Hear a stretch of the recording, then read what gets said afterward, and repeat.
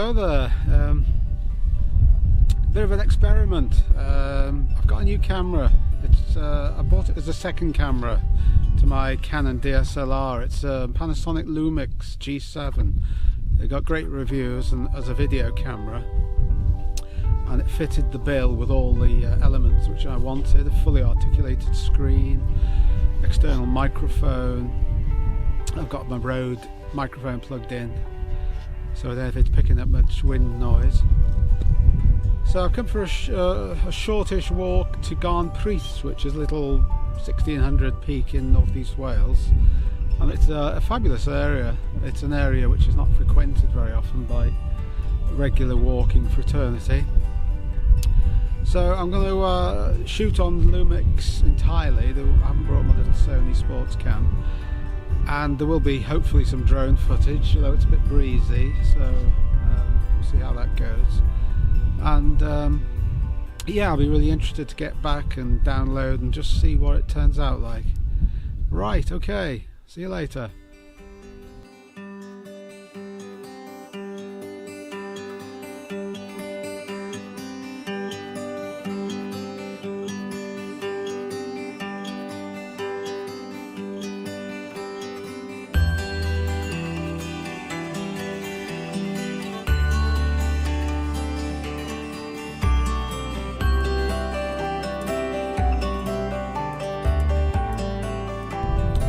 Yeah, just side of the road, give the dog a drink.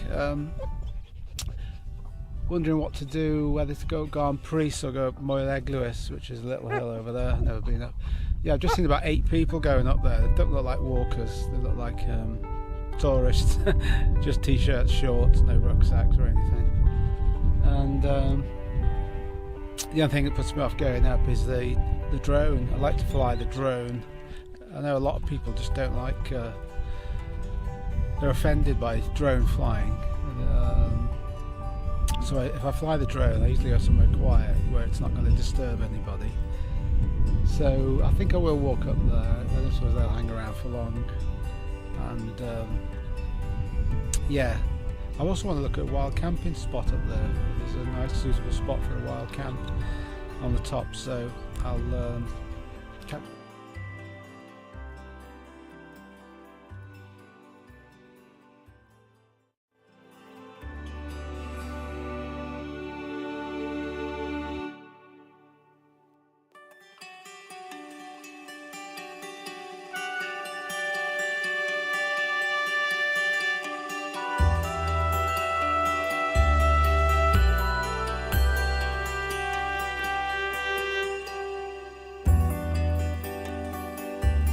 Yeah, I was briefly joined by a family who came up, bagged the top and went back down again. It is lovely up here, it's quiet, great views. Not a lot of people come up, funnily enough. Everyone heads into Snowdonia, but it's a nice spot. I'm going to come up here and with my tent one night and camp, because it's a lovely mountain to camp on, have a wild camp on. And it's not too far from my home, so I'll give it a whirl sometime. I must stop saying give it a whirl. That's my that's my catchphrase. Give it a whirl. Yeah, it's a bit breezy, so I'll probably give the drone a little fly and see how it goes. Okay, I hope all this footage comes out, because as I say, this is a trial for this Lumix camera, and so far what I've seen, photographs and footage I've taken, has been great, so I'm quite pleased with it. Perhaps we'll do a review on it, who knows. Okay, see you later.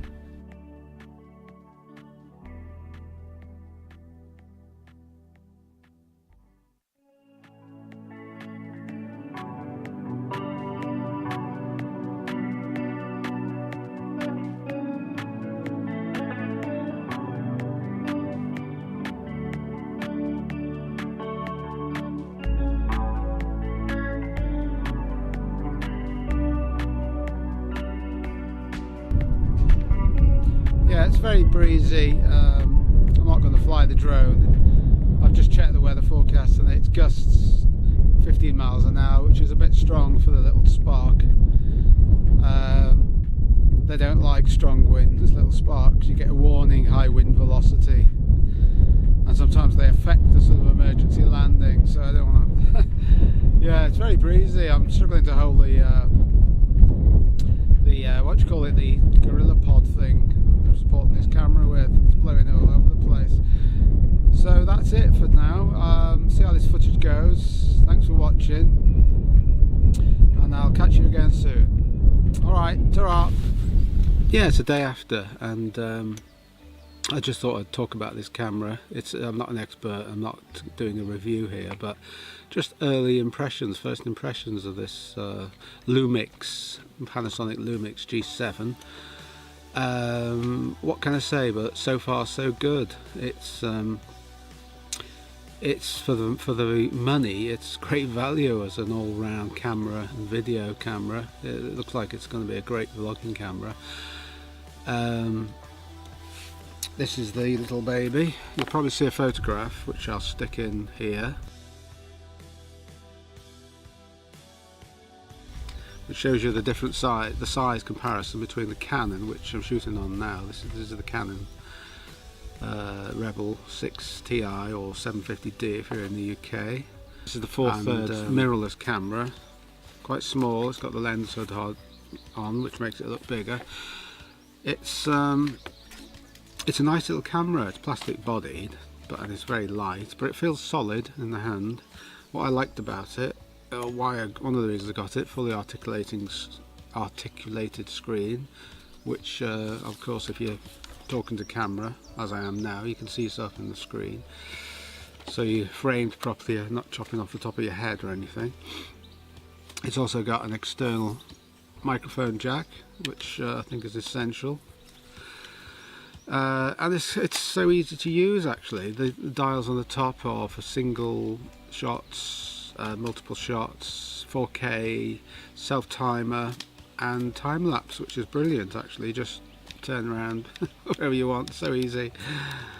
The usual dials appear with your shutter priority, manual, aperture priority. It's also got some tricksy stuff like Lomo elements in the just turn it to the artistic button there, and you can do all sorts of things like monochrome, bleached, Lomo, etc.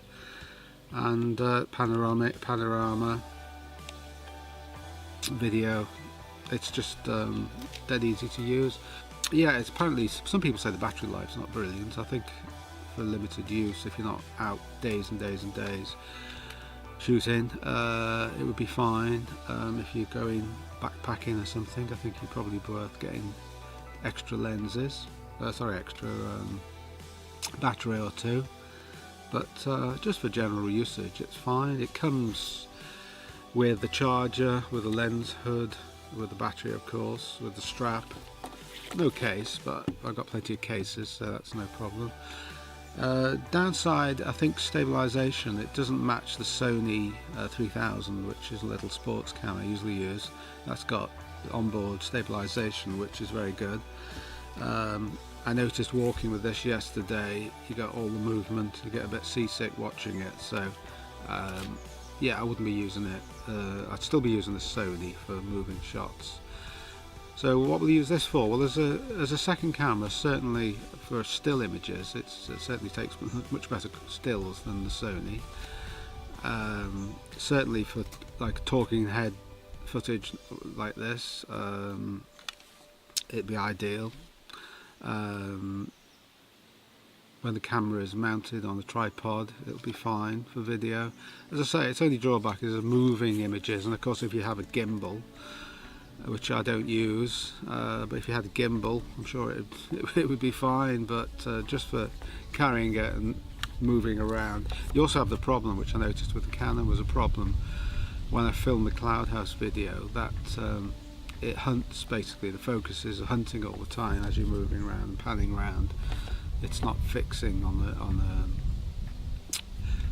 it's not fixing, and it's got that blurriness, which was poor really. So I went back with my Sony when I did the Cloud House video to shoot again with the fixed focus Sony, and that was much better. So yeah, not a movement camera unless you've got a gimbal, but even with a gimbal you probably find hunting if you're moving it around too much.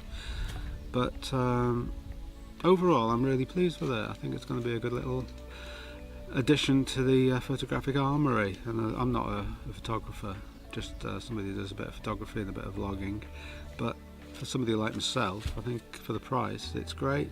Yeah, I bought this from a firm called Tico Buy, which is another grey market company. It came in a week.